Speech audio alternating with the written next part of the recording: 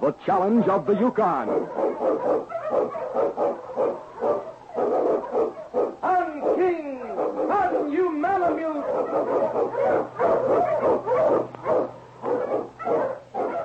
The Wonder Dog King, swiftest and strongest of Eskimo lead dogs, blazes a trail through storm and snow for Sergeant Preston as he meets the Challenge of the Yukon.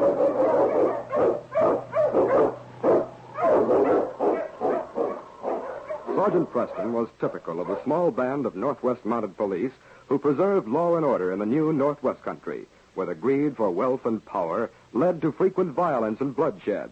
But in spite of the odds against them, Sergeant Preston and his Wonder Dog King met that challenge, and justice ruled triumphant.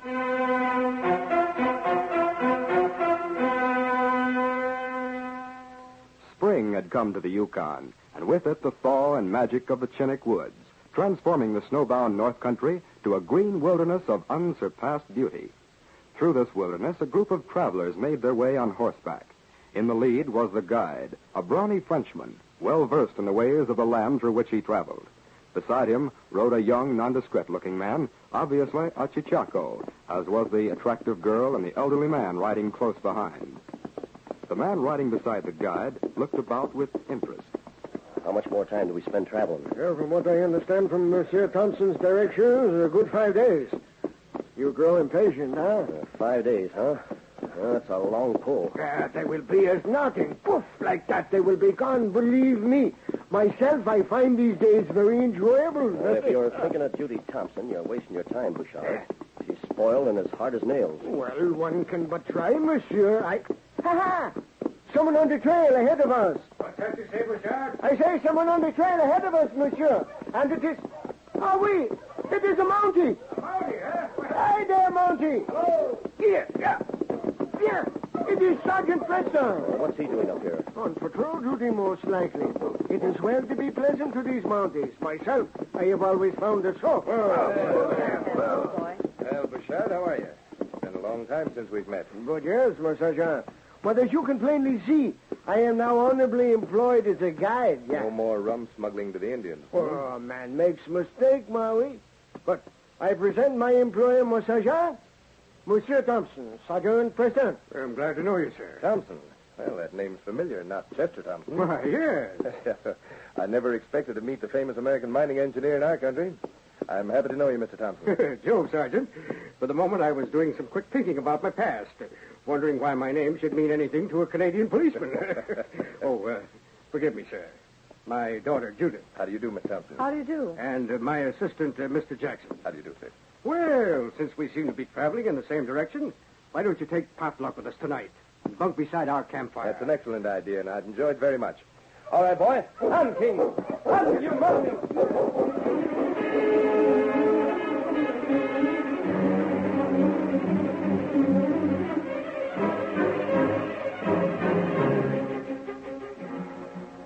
That evening, as the group prepared to make camp, Sergeant Preston talked to Chester Thompson and Judith, while Gustav Bouchard and Charles Jackson left to gather firewood. Here, let me help you with that saddle, Miss Thompson. So, I'm on the trail of one of the richest ore discoveries ever made, Sergeant. And believe me, I'm looking forward with the keenest anticipation to seeing it with my own eyes. Come on, Bouchard. We'll go gather firewood. Ah, oui.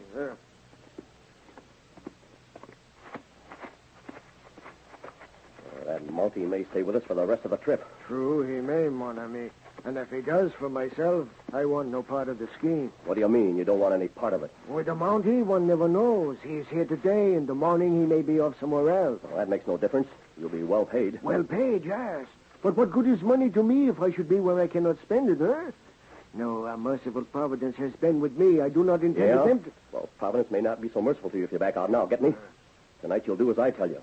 A bullet will stop a Montie's heart the same as it will any other man's. We can't afford to take any chances. With him out of the way, we'll get the map from Thompson. But the sergeant... You'll tell me nothing. You'll do as I say.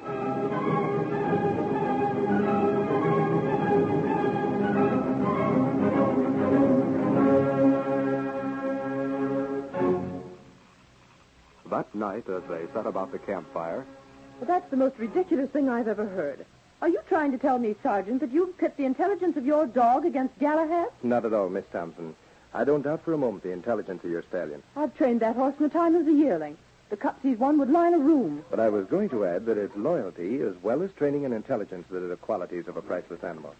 And that loyalty is something which can be tested only in a trial by fire. What are you talking about, Sergeant? I'm saying there's a difference between training and loyalty. What an impossible statement. The two are synonymous. I'll wager any sum of money against the loyalty and training of Galahad as opposed to the intelligence of your dog. I'm not a gambling man, Miss Thompson. Well, I'm for turning in. Good night, everyone. Good night. Good night, Sergeant. Looks like you met your match there, Judith. My Matt. Oh, you saw him back down, didn't you? He talks a big game, Father, but he knows I'm right.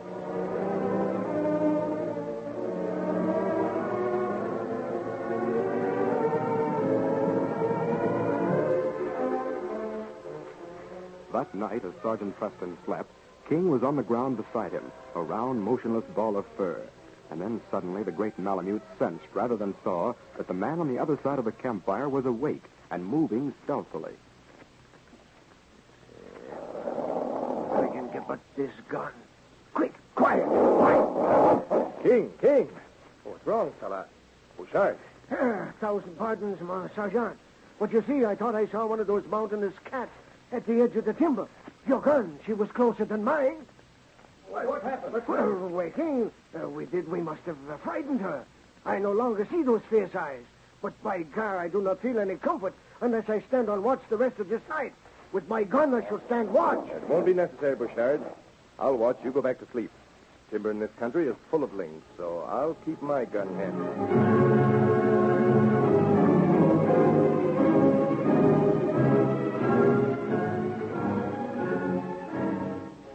Early the next morning, before hitting the trail, Sergeant Preston spoke for a few minutes to Chester Thompson. I'll be turning off about 2 miles up the trail, Mr. Thompson. There's a village of Indians I must look in on. But I'll join you before sundown. What was that, Sergeant? Are you sure you'll be able to keep that schedule without a horse? Yes, I'm sure I shall, Miss Thompson. Incidentally, Mr. Thompson, how'd you happen to hire Bouchard? Well, as a matter of fact, Jackson hired him. Why? You better keep your eye on him. Been arrested a couple of times for smuggling. May or may not mean anything, but don't take any chances. Don't worry, I won't. I'll see you later, then.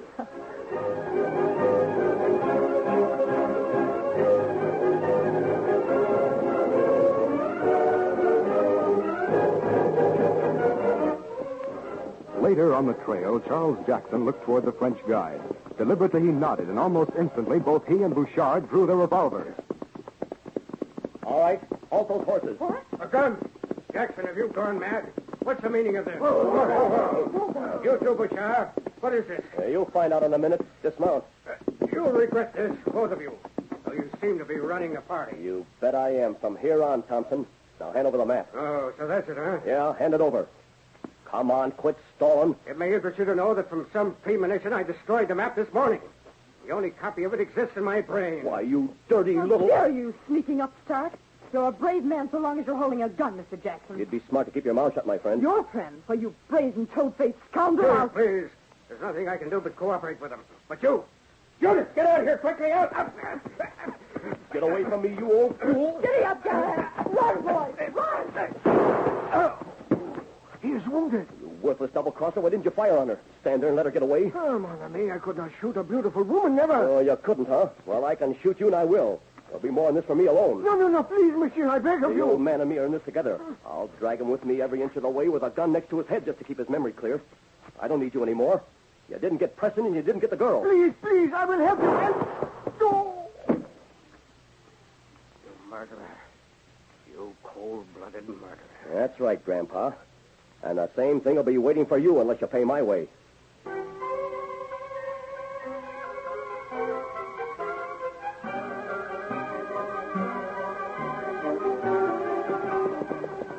Judith Thompson urged Galahad to his greatest speed, flying hoofs thundering seconds away into a seeming eternity for the frightened girl.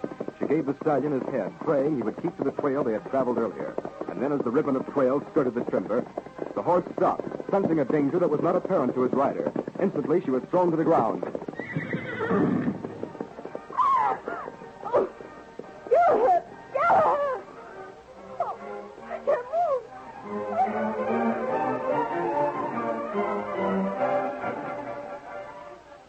King and Sergeant Sergeant Preston covered the trail at an easy pace.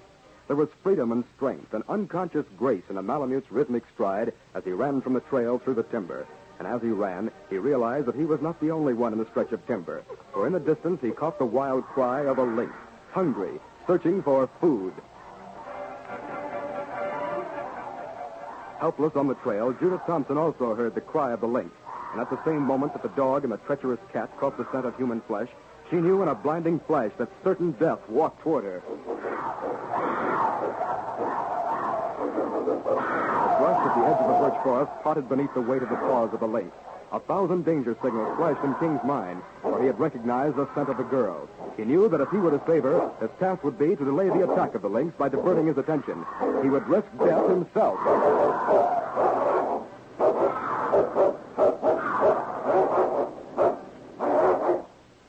When Sergeant Preston approached, he found the lynx poised to jump, and King, every muscle steeled, ready to dodge.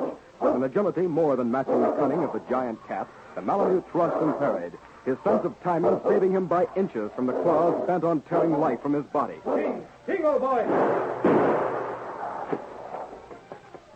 King, saved her life. That's one lynx who won't look for food again. Miss Thompson. That's right.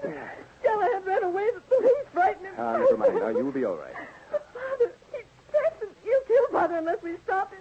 There's no time to waste. He's a murderer, I tell you. At Chichaco, we'll leave a trail that's mighty easy to follow. We'll put you on the Bravo and start immediately.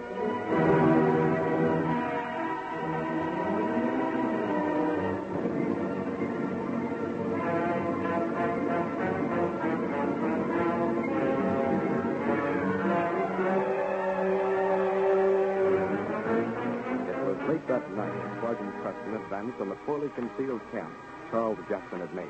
We'll start early tomorrow, Thompson. From what I remember of Bouchard's talk, we're on the right track. You better make sure you keep the directions in mind that you gave him. You'll never get away with this, Jackson. No? Well, I'll shoot the first man that tries to stop me, just like I shot Bouchard. You won't have a chance to shoot another man, Jackson. Reach. What? Sergeant Preston.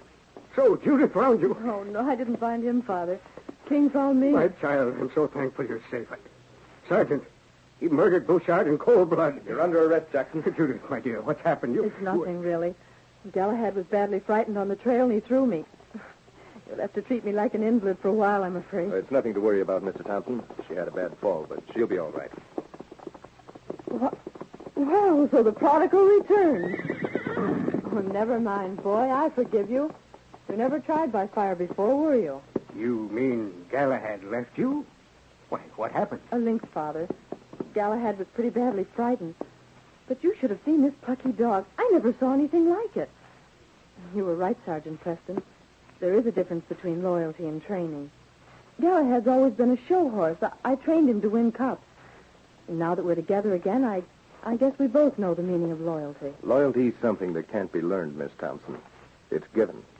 Now, his coming back means that he wants to give it. Yes, I see what you mean. Galahad. Yes, fella. Thanks to you, the case is closed.